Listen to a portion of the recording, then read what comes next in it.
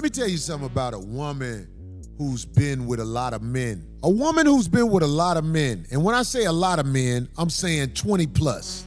And that's a very generous number. But if a woman has been with 20 plus men, I guarantee she only has 10 to 15% of her heart intact. The more men push up in you, the more useless you are to just having one. And can we add quality on top of that? Like what kind of men? In other words, like if you It don't matter what kind of men. Yes, If you've been with 20 plus men on this planet, you are a bad catch. Even if you've been with one, but he was anybody. But he's an To anybody, you a bad catch. If you've been with 20 plus men, it's almost impossible to fix that. She done been down by 20 plus men. Do you think you can fix that? No, she gonna have to start dating Nigerians. They goofy to the game. They take it on. Hey man, when women have babies by multiple men, when women have had diseases by men, when women have heard the script of 20 different men, fixing her is very difficult. Pool is, I mean, my God, impressive. Expansive? I've had sex with 35 guys. Impressive isn't the word. Why would you feel the need to share that information with the public? Because I feel called to share. There are some things that maybe moving forward I would keep to myself, but I mean, I just told you I had sex with 35 guys. Some things are left best unseen. This special French whipped cream.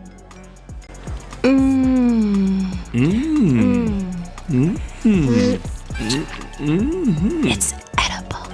Whipped cream, teddy bear. First of all, I will never subscribe to you or anyone else's idea of love.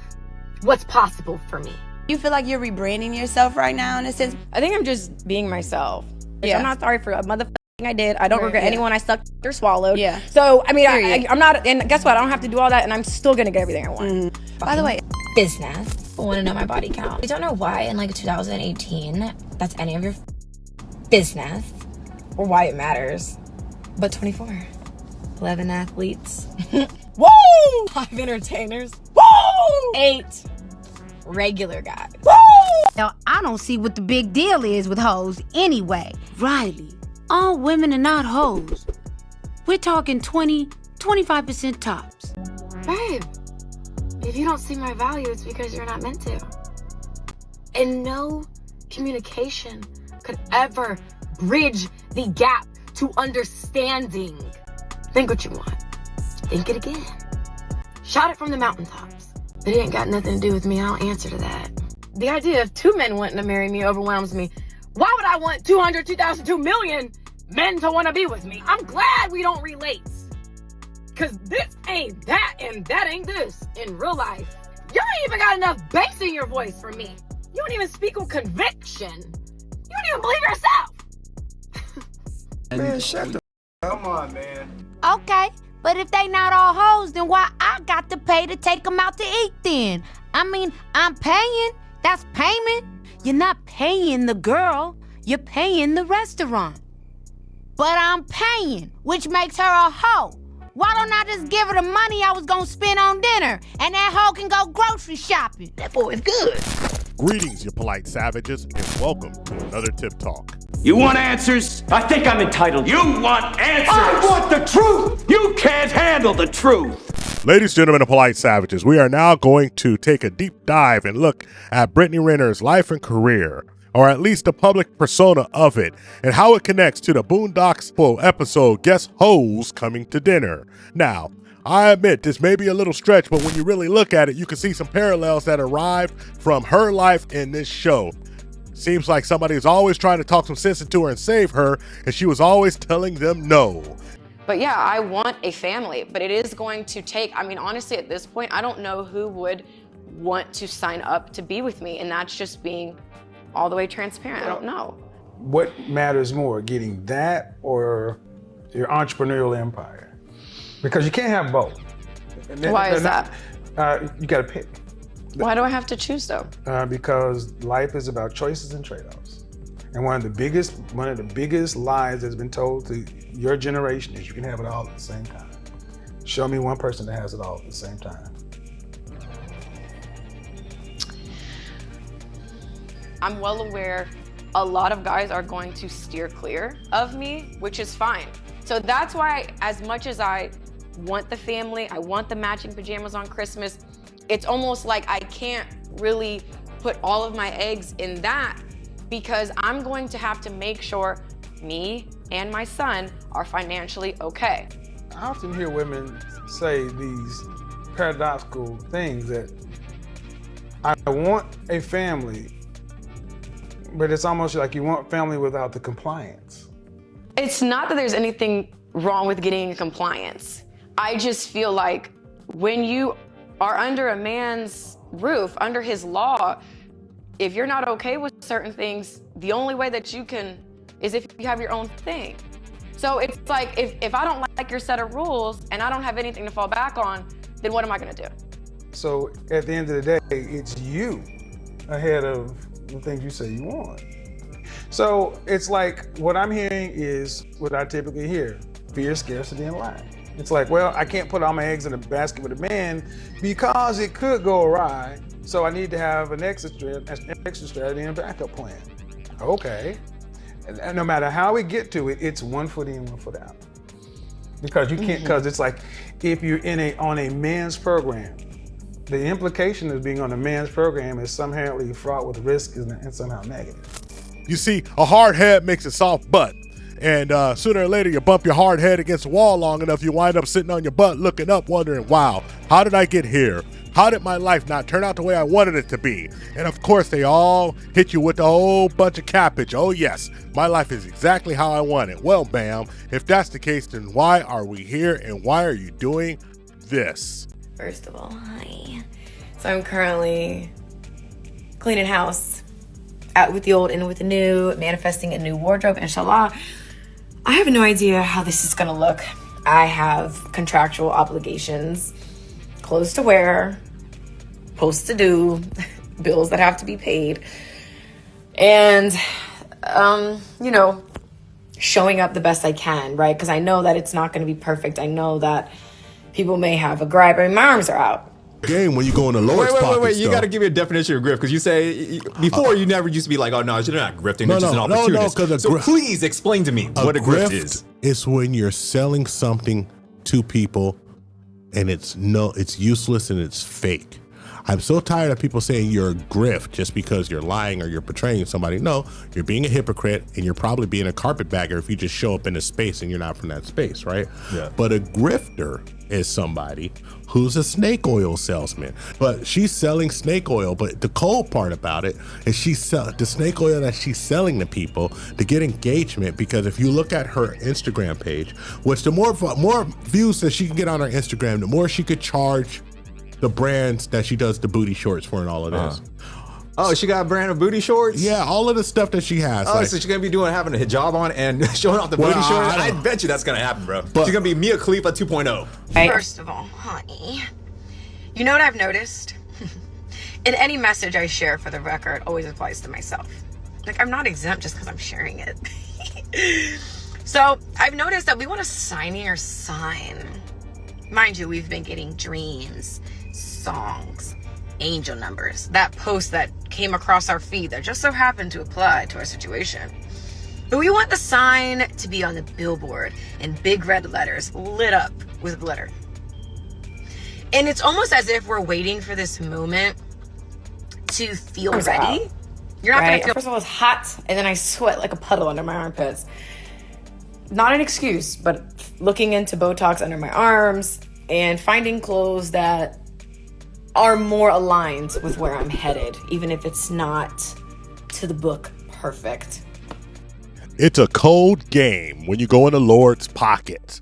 Yes, it is a cold game when you go in the Lord's pocket.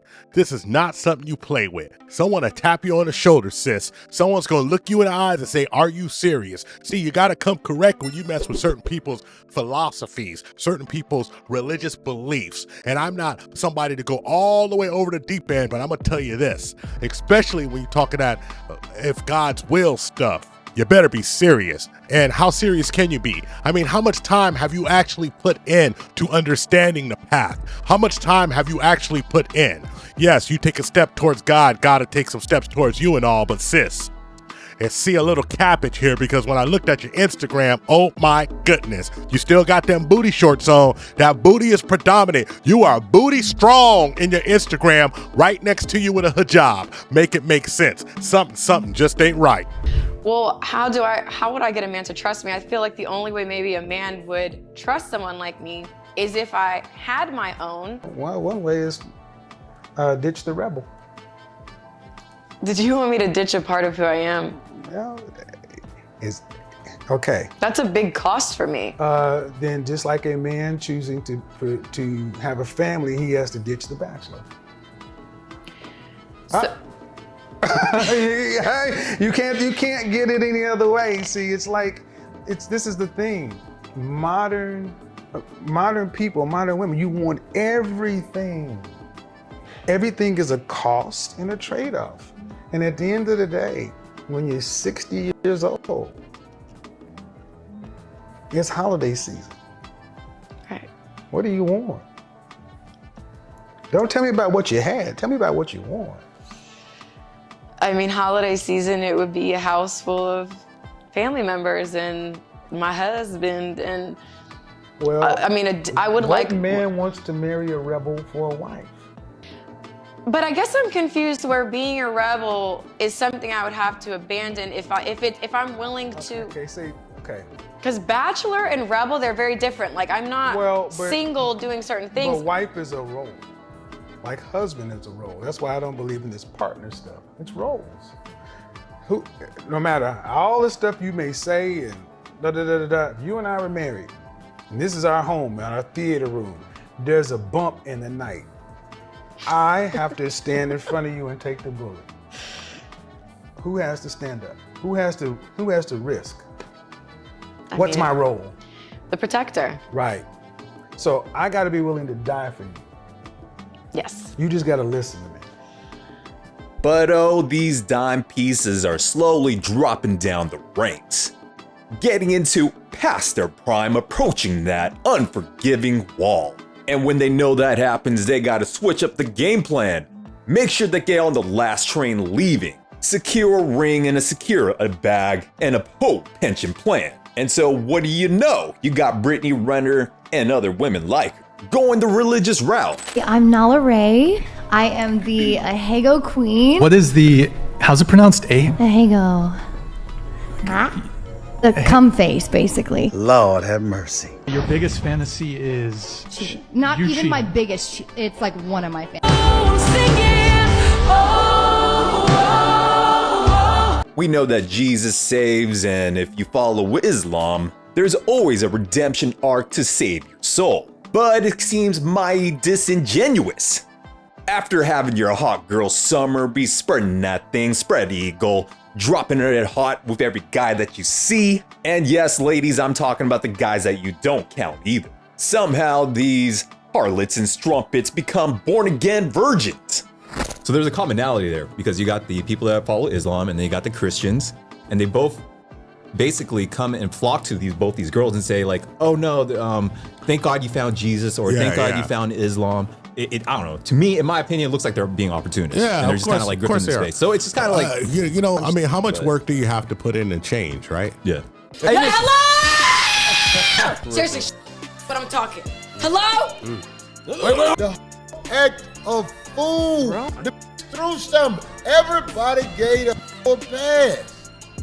So even with girls like Nala Ray and Brittany Renner trying to be saved by some guy out there that's willing to take one or two for the team, I ain't gonna go out here and rain on the parade and make these ladies feel like all hope is lost because they've been bearing the cost of opening their legs to every guy that their toxic Venus fly pit trap was getting all hot, ready, moist, and wet for. Ho ho, horrible indeed. But it just can't be me. I just will not. I cannot.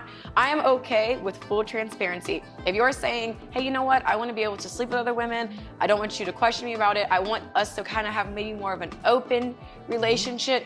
I can sign up for that. I cannot sign up for a liar. So, polite savages, isn't it mighty odd that she's now running to Islam, wearing hijab, making herself available to other Muslim men out there? When isn't it in the Muslim faith that they're able to have multiple wives, polygamy? So all the things that Kevin Samuels was absolutely the truth, correct, and full of veracity.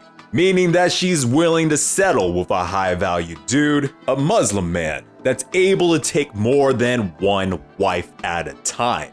Oh, looks like Brittany Renner is willing to capitulate. Kevin Samuels was right once again. You can't make this shit up. One thing I remember you saying repeatedly to Kevin Samuels that you will not dim your shine. Well, ma'am, do you still feel that way? Because the ladies of Islam are humble. I'm not saying that any woman doesn't have vanity or loves the way they look, but that's strictly reserved for the man in their life, their husband. Didn't you just say you never wanted to get married? You never wanted to go to societal norms for anyone? Now it seems like you're going to the biggest norm. So I'm going to say this right now. I don't believe you. I just don't. I'm sorry. Who am I to cast aspersions? Well, I'm somebody who looks at the past because the past is prologue. I'm somebody who understands the world. I'm somebody who knows what you're doing, it ain't right.